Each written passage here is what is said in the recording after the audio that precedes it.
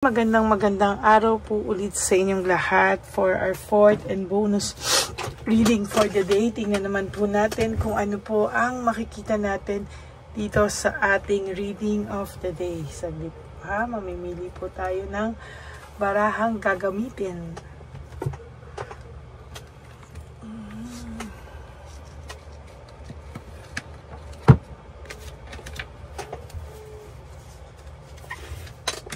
Ito naman po.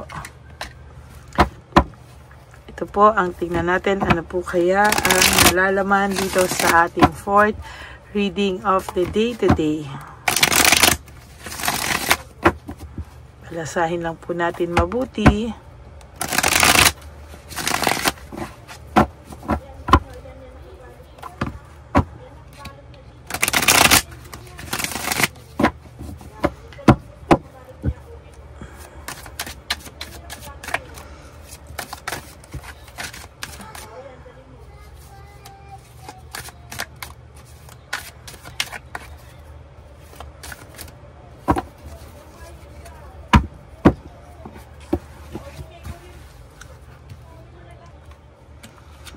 One,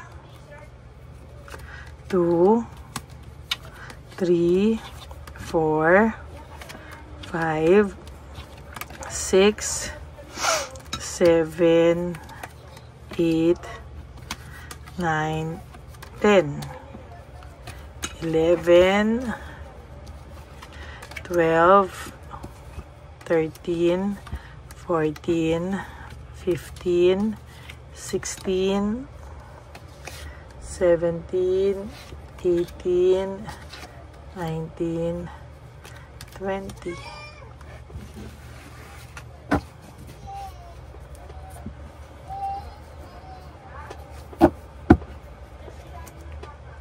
Okay, tingnan po natin kung ano naman po ang makikita po natin dito naman po sa ating angel number for the day.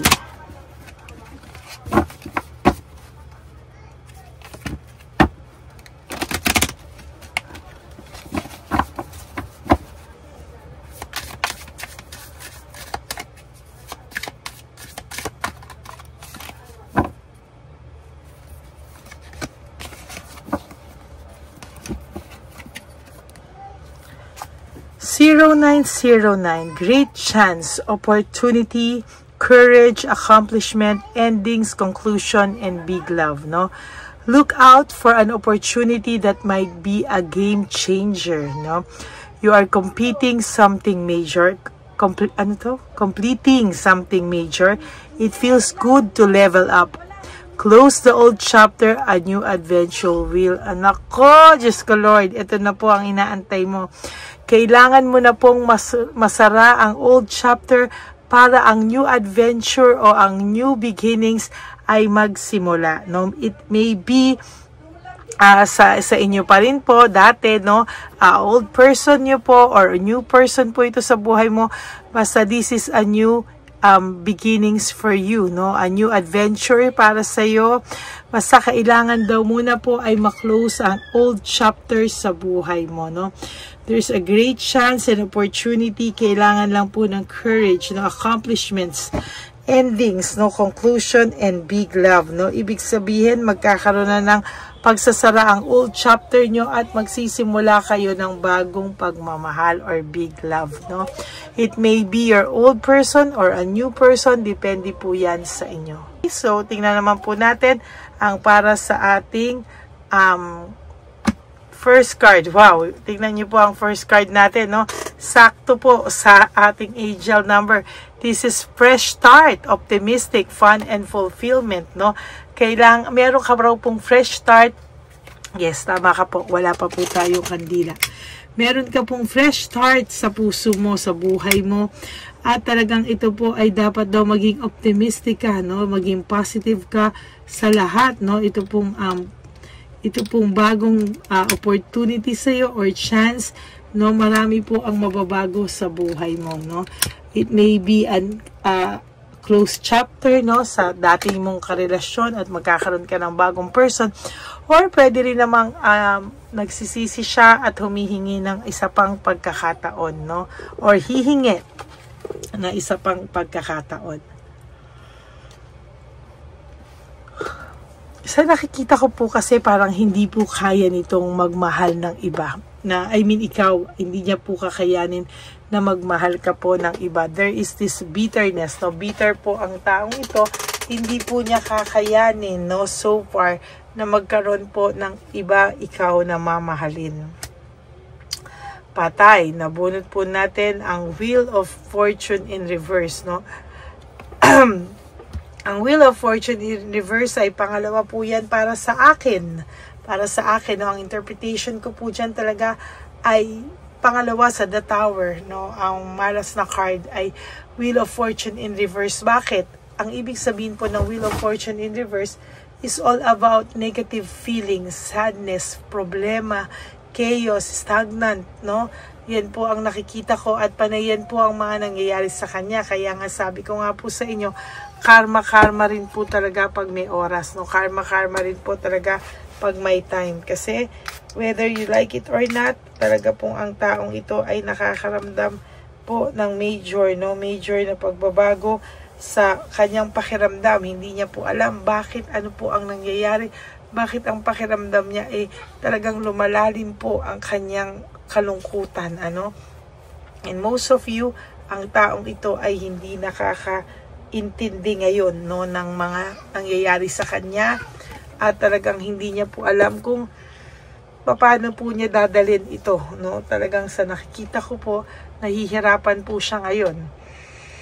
Panay betrayal, negative feelings, yan po ang nararamdaman niya, no? There is this depression, no? May depression po siyang nararamdaman at talagang magulo po ang kanyang isipan. As a matter of fact, curious po ang taong ito sa iyo, no?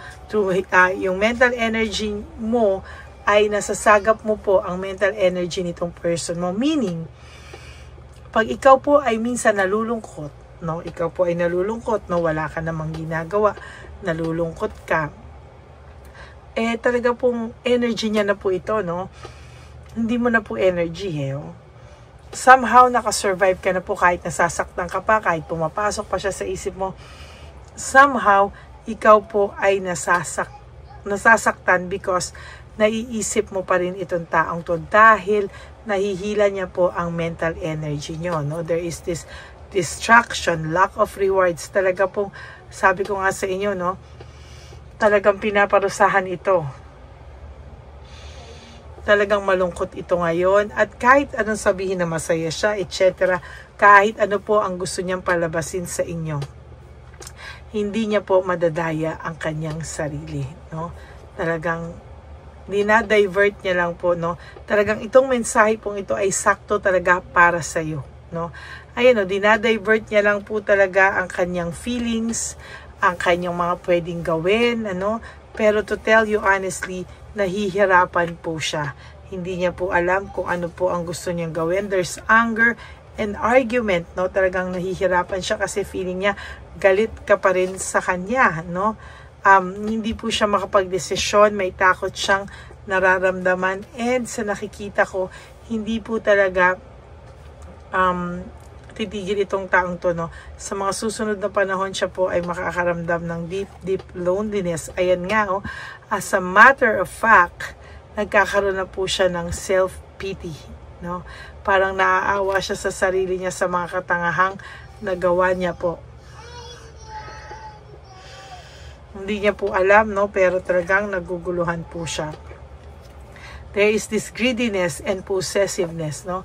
Ang tao pong ito ay sobrang naging greedy, sobrang po siyang naging possessive, at talagang sa nakikita ko po sa kanya ay malalim at malayo po ang pinaghuhugutan nito, no? Kung bakit siya naging possessive, bakit siya naging greedy, bakit kanya naloko. Feeling ko po ay siya ay nawala talaga sa kanyang sarili, no? Kaya ngayon nakakaramdam po siya ng anxiety, trauma and hopelessness. Nawawalan po siya ng pag-asa kung siya ay papansinin mo pa, kung siya ay okay pa ba, ano ba, 'di ba? At hindi niya po alam kung ikaw ay may pagmamahal pa raw sa kanya. No? Niraramdam ko po yung energy niya right at this very moment. Ang dami niya pong lungkot, ang dami niya pong takot, no?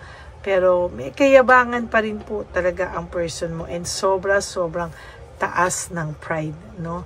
There is this lack of commitment kahit ano po ang gawin niya, ang mga relationship niya po aside from you or after mo or ikaw niloko man, hindi po magiging successful, no? Lagi po siyang babalikan ng mga parusa, no? Hindi po yan talaga magiging successful yung mga relationship niya.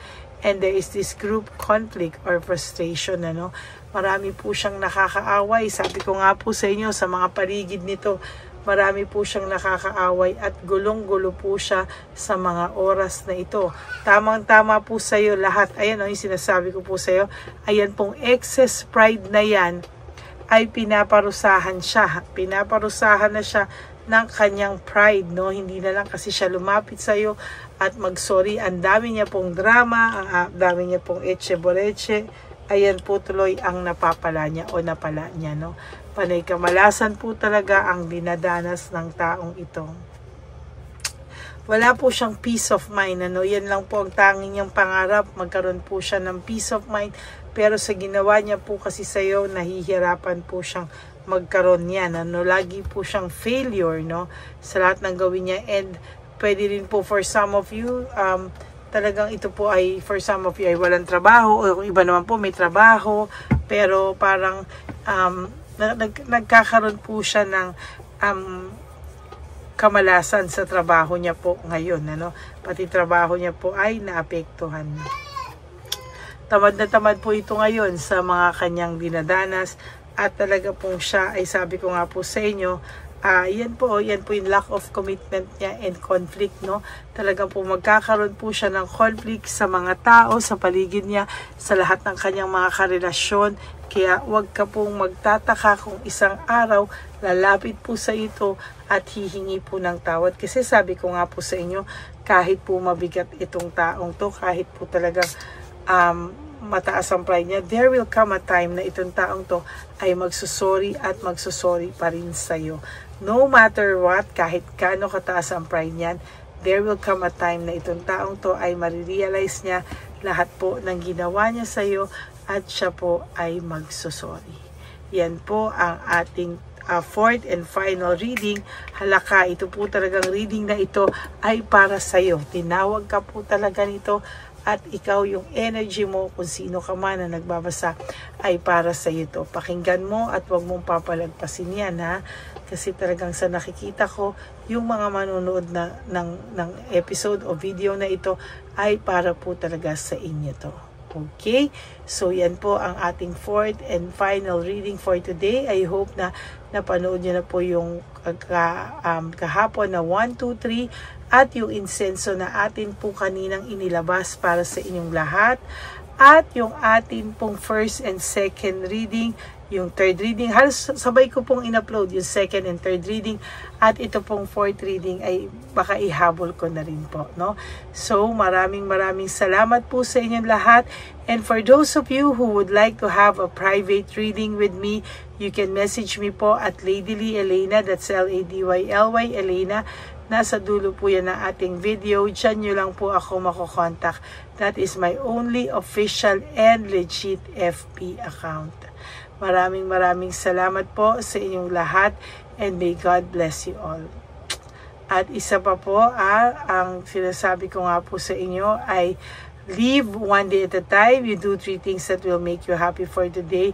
Prioritize yourself, make yourself happy, mag-enjoy po kayo, at talagang sabi ko nga po sa inyo, no, na huwag niyo pong papaapektuhan ang mga sarili niyo. Because life is too short, don't make it shorter by stressing yourself from all the pains and heartaches na binigay sa inyo ng kahapon. Just surrender everything to the divine universe and just let go and let God write your life and love story. Sabi ko nga po sa inyo, ang pagmamahal sa ating sarili ay the best love of all. Kaya wag mo pong pababayaan ang iyong sarili kapalit po ng ibang tao, no? Dahil hindi po ikaw mamahalin ng ibang tao katulad po ng pagmamahal mo sa iyong sarili, no? Bonus na lang po kung may magmamahal sa atin na higit pa sa pagmamahal na binigay mo, kasi grabe ka pong magmahal, no? So tingnan natin. Bonus na lang po talaga yun. Okay? And always remember that you have to love yourself, because sabi ko nga po, self-love is still the best love of all. And you have to realize that life is really short. Kaya don't make it shorter by stressing yourself from all the pains and heartaches na binigay sa inyo ng kahapon. Just surrender everything to the divine universe and just let go and let God write your life and love story. Ako po ay magbabalik bukas for your first reading of the day. I hope na panood nyo muna po itong first, second, third at yung insenso kanina bago po kayo tumalon dito sa fourth reading of the day. And of course, please, no skipping of ads. Tulong nyo na po yan sa ating channel.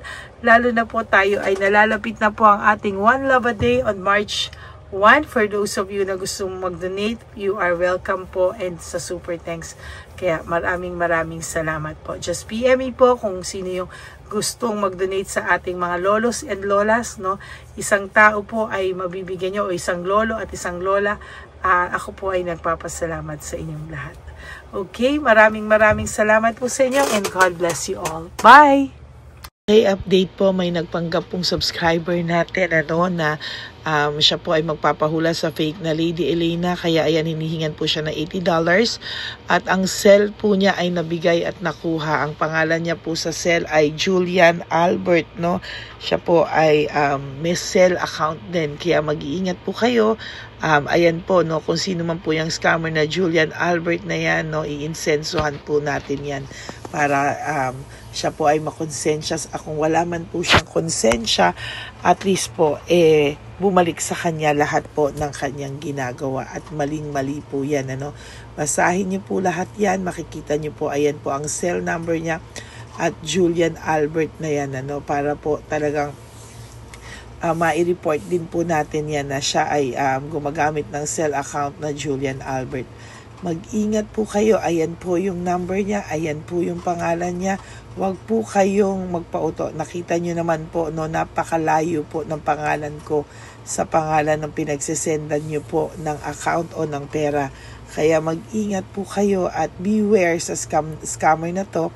At talagang ayan po, pinost ko po ang kanyang pangalan dito para maging babala po sa inyong lahat. Maraming salamat po.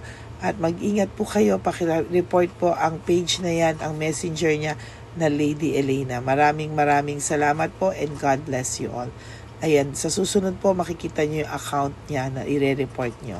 Salamat po na marami. Magandang gabi po ulit sa inyong lahat. Ako po ay muling nagpapaalala sa inyo na mayroon pong lumalabas sa FB at Messenger account na fake account po, no, nang hihingi po ng $25 through PayPal, at hindi po yan totoo. Huwag po kayong maniwala dyan. At pag sinabi mo po na gusto ko pong marinig ang boses nyo or makita kayo, ang sasabihin po ay magbibigay kami ng link, buksan mo yan, at pagkatapos ay makikita mo ako. Huwag po kayong maniniwala dahil yan po ay hindi totoo.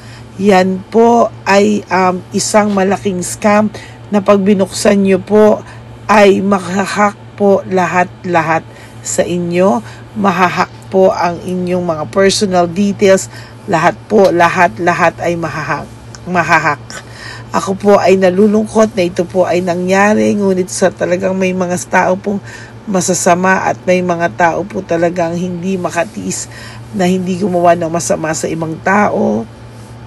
Pero maging aware po sana kayo, tulungan nyo po ako, i-report po natin yung fake na yan at sa FB para siya po ay mawala na at wala na po siyang mabiktima pa, no? Nandyan po lahat ng details at maraming salamat po sa inyong lahat. Maraming salamat po sa inyong lahat at mag-iingat po kayo.